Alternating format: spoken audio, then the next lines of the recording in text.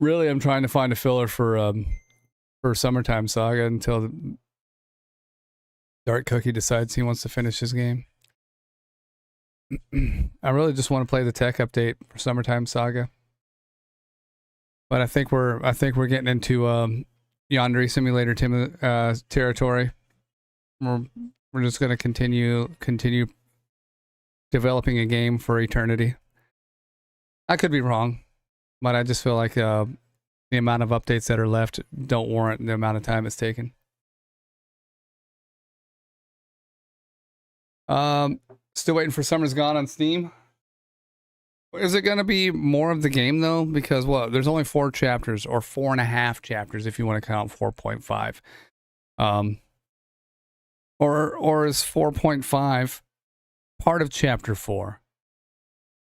Or is it part of chapter 5? I don't know what's going on. I don't know how that works. Because even though Summer's Gone kind of gets a lot of flack in the visual novel world as far as the developers go, it's still a fun game. I had fun playing it. Yeah, so you're saying Dark Cookie's never gonna finish the game too? That's just how I'm feeling, yeah. And Summer's Gone, I will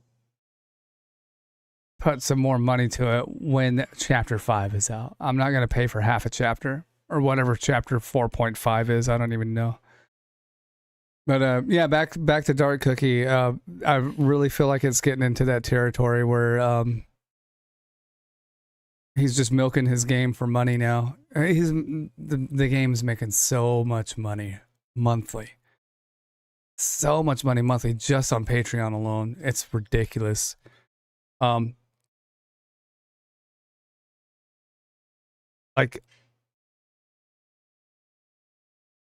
more than, I want to say, off the top of my head, I think that thing's bringing in $60,000 a month. Now I'm sure there's a staff to pay and everything. I doubt it's that big, but I'm sure there's a staff to pay, maybe some music licenses and stuff like that. Maybe. But man, that is a lot of money. And then you're gonna have ultra slow production.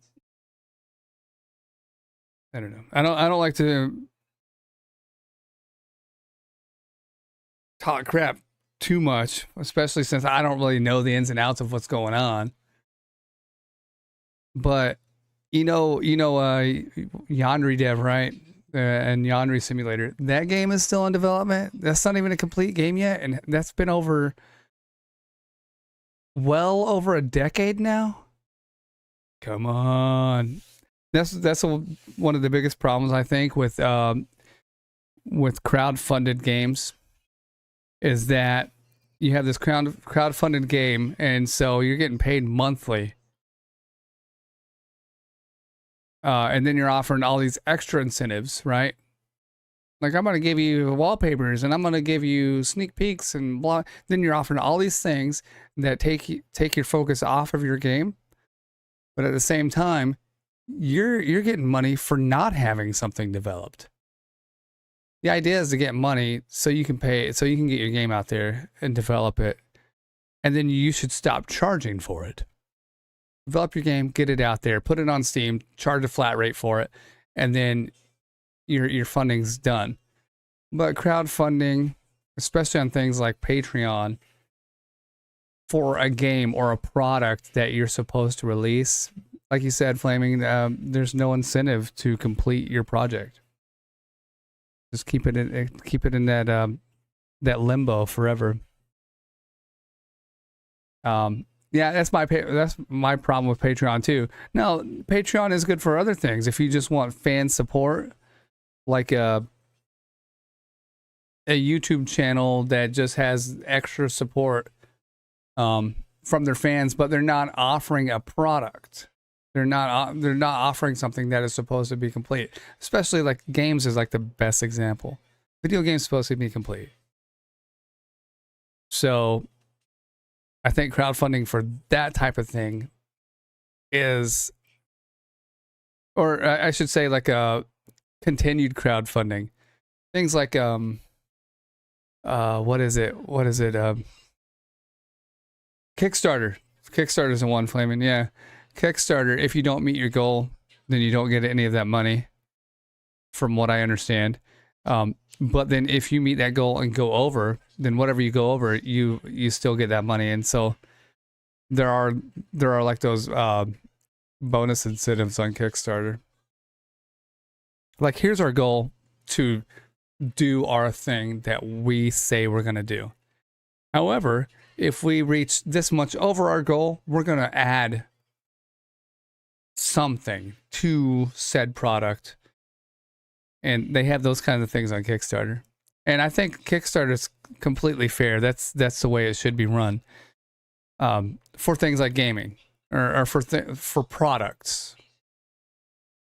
But again, like was discussed, if you're offering yourself as a product, or you're offering your personality, that makes sense. MXR Plays has a Patreon. That's fine. I get it. Their fans are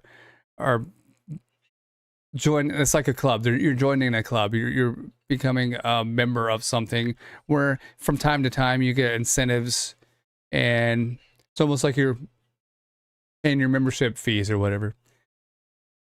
It's like joining a gym or something. You pay monthly and you get some extra incentives here and there. You get to go check out videos that you wouldn't be able to watch at other places and whatnot. You're supporting somebody you like to watch. That's fine. I get that. But definitely it is ruining video games.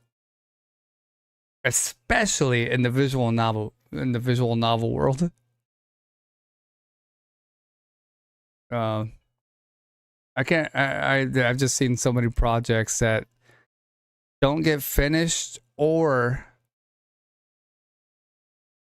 mainly don't get finished because, one, they just keep developing, they keep adding to their game, or like, hey, guess what? Like, I'll watch for months as a developer puts out a new wallpaper with zero effort towards the production of their actual game. There's a game like City of Broken Dreamers. You can buy book 1 on Steam. But book 1's only up to a certain number of chapters, chapter 5 or 6, but 11 chapters are out. But if you want all 11 chapters, you have to be like a $10 to $20 patron supporter. So I don't know. It's just crazy. I love the games, but I don't love the practices that a lot of the developers use. I know they're trying to make a living, but there's a living and then there's just greed. And I'm not accusing anyone in particular of greed. I'm just saying things look fishy sometimes. Now, I mean, that's basically what I do, too, is I get the free stuff and hope that, maybe the rest will come out free later, or I would pay a flat price for a game. I would pay that for a visual novel, but I don't want to keep paying for it. I don't want to pay $5 or $10 or whatever every month when the game's not even going to be in, Summertime Saga is a great example. Imagine if I was putting money towards that every month as a Patreon supporter. I would have paid well over what any game costs for a game that I don't even get to play because it's not even being developed, really. I'm going to have a lot of cool wallpapers that I could sort through. But, yeah. That's why I really, as much as I'd like to support developers of the games I like, I'll support them in other ways. I'll support them in non-monetary ways. I'll play their game for them. That way they can get their game out there, and more people will be interested in it. That's how I can support. And there's some developers that have allowed me to have copies of their games. That way I can play it on their channel or on my channel. And that's cool. I mean, they don't have to. That's a favor that they're doing for me. Maybe you know, it's kind of like a shared interest, I guess.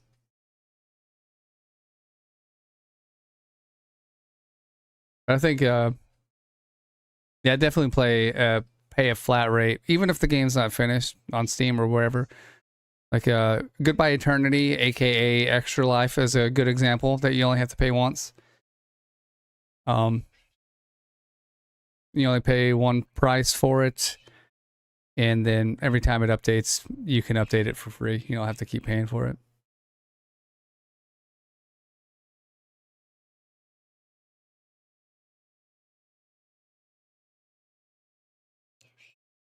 I mean, and they can intend to go for decades, but I'm not going to pay them for decades.